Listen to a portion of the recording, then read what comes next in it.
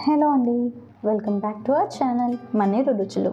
ఈరోజు మనం క్యాప్సికమ్ కర్రీని టేస్టీగా ఎలా చేసుకోవాలో చూసేద్దాం. క్యాప్సికమ్ కర్రీ అంటే చాలామంది ఇష్టపడరు కదండి. ఒక్కసారి ఈ స్టైల్లో క్యాప్సికమ్ కర్రీ చేసి పెట్టండి, ఖచ్చితంగా చాలా ఇష్టంగా తింటారండి. ముందుగా ఇక్కడ చూడండి, నేను ఈ సైజులో ఉన్న క్యాప్సికమ్ని 4 తీసుకున్నానండి. ఇప్పుడు స్టవ్ ఆన్ చేసుకొని ఒక ప్యాన్ పెట్టుకొని అందులోకి 3 టేబుల్ స్పూన్స్ వరకు ఆయిల్ వేసుకోవాలండి. ఆయిల్ వేడెక్కాక క్యాప్సికమ్ని ఇలా పెద్ద ముక్కలుగా కట్ చేసి నూనెలో వేసి బాగా క్యాప్సికమ్ ఆయిల్లో బాగా మగ్గేదాకా ఫ్రై చేసుకోవాలి. ఇలా క్యాప్సికమ్ బాగా మగ్గాక ఒక ప్లేట్లోకి తీసి పక్కన పెట్టుకోవాలి. ఇప్పుడు మనం మసాలా ప్రిపేర్ చేసుకుందామండి. ఇప్పుడు స్టవ్ మీద ప్యాన్ పెట్టుకొని ప్యాన్లోకి 1 టేబుల్ స్పూన్ పల్లీలు వేసుకోవాలి, 1 టీ స్పూన్ ధనియాలు, 3 టీ స్పూన్ల నువ్వులు వేసి బాగా లోపల వరకు వేగేలా లో ఫ్లేమ్లో వేయించుకోవాలి. ఇప్పుడు 2 టీ స్పూన్ల ఎండు కొబ్బరి పొడి వేసుకోవాలి. మీరు ఎండు కొబ్బరి ముక్కలనైనా వాడుకోవచ్చు. కొబ్బరి పొడి త్వరగా వేగిపోతుంది కాబట్టి నేను లాస్ట్లో యాడ్ చేస్తున్నానండి. ఇవన్నీ బాగా వేగాక స్టవ్ ఆఫ్ చేసేసుకొని వీటిని చల్లార్చుకోవాలి. నెక్స్ట్ ఒక మిక్సీ జార్ తీసుకొని అందులోకి 7 నుంచి 8 వరకు పొట్టు తీసిన వెల్లుల్లిపాయలు వేసుకోవాలి. 4 లవంగాలు, 3 ఇలాచీ, 2 ఇంచుల దాల్చిన చెక్క, 1 ఇంచు అల్లం ముక్క, అనాస పువ్వు ముక్కలు, కొద్దిగా శుభ్రం చేసిన చింతపండుని వేసుకోవాలి. 3 మీడియం సైజ్ టమాటోల్ని పెద్ద ముక్కలుగా కట్ చేసి వేసుకోవాలి. నెక్స్ట్ ఇందులో ముందుగా వేయించి పెట్టుకున్న పల్లీలు, నువ్వులు, ధనియాలు, ఎండు కొబ్బరిని వేసుకోవాలి. వీటన్నింటిని కొద్దిగా వాటర్ వేసుకుంటూ మెత్తటి పేస్ట్లా చేసుకోవాలి. చూడండి, ఇలా ఫైన్ పేస్ట్ చేసుకోవాలి. నెక్స్ట్ ఒక ప్యాన్లోకి ఆయిల్ వేసుకొని కొద్దిగా ఆవాలు, జీలకర్ర వేసి వేయించుకోవాలండి.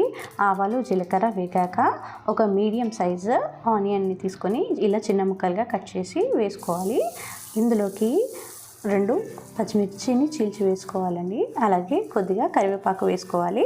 ఇవన్నీ వేసి బాగా వేపుకోవాలి. ఉల్లిపాయ, పచ్చిమిర్చి బాగా దూరగా వేగాక ఇందులోకి మనం కొద్దిగా ఉప్పు టేస్ట్కి తగ్గట్టుగా వేసుకొని కొద్దిగా పసుపు వేసుకోవాలి. మసాలా ప్రిపేర్ చేసుకునేటప్పుడే అల్లం వెల్లుల్లి వేసాం కాబట్టి మళ్ళీ సపరేట్గా అల్లం వెల్లుల్లి పేస్ట్ వేయనవసరం లేదండి. ఉల్లిపాయలు బాగా వేగాక ఇందాక మనం ఫైన్గా పేస్ట్ చేసి పెట్టుకున్న మసాలా పేస్ట్ని వేసుకోవాలి. ఈ మసాలా పేస్ట్ కింద అడుగంటకుండా కొద్దిగా వాటర్ పోసుకొని బాగా అంతా కలిసేలా ఒకసారి కలుపుకోవాలి. కలుపుకున్నాక దీనికి ఒకసారి మూత పెట్టుకొని బాగా వేగనివ్వాలండి. మధ్య మధ్యలో ఒకసారి మూత తీసి కింద నుంచి కలుపుకుంటూ ఫ్రై చేసుకోవాలి. ఇందులో ఉన్న వాటర్ కంటెంట్ అంతా పోయి ఆయిల్ పైకి తేలే వరకు బాగా ఫ్రై చేసుకోవాలి. ఈ మసాలా పేస్ట్ అనేది బాగా ఫ్రై అయ్యి దగ్గర పడి ఇలా ఆయిల్ సపరేట్ అయిన తర్వాత మనం ముందుగా ఆయిల్లో ఫ్రై చేసి పెట్టుకున్న క్యాప్సికమ్ ముక్కల్ని ఇందులోకి వేసేసుకొని ఒక్కసారి కలుపుకోవాలి. ఒకసారి అంతా బాగా కలుపుకున్నాక మన కారానికి తగ్గట్టుగా కారం పొడిని వేసుకోవాలండి. నేను ఇక్కడ 2 టీ స్పూన్స్ కారం పొడిని వేసుకుంటున్నాను. కారం వేసాక మొత్తం ఒకసారి కలుపుకొని మూత పెట్టి లో ఫ్లేమ్లో ఒక 5 మినిట్స్ వరకు కుక్ చేసుకోవాలి. 5 మినిట్స్ తర్వాత మూత తీసి ఒకసారి బాగా కలిపి ఇందులో ఒక అర గ్లాస్ వరకు వాటర్ పోసుకొని బాగా కలిపి మళ్ళీ మూత పెట్టుకొని 5 నిమిషాలు కుక్ చేసుకోవాలి. ఇప్పుడు మూత తీసి చూస్తే చూడండి, గ్రేవీ దగ్గర పడి ఆయిల్ సపరేట్ అవుతుంది.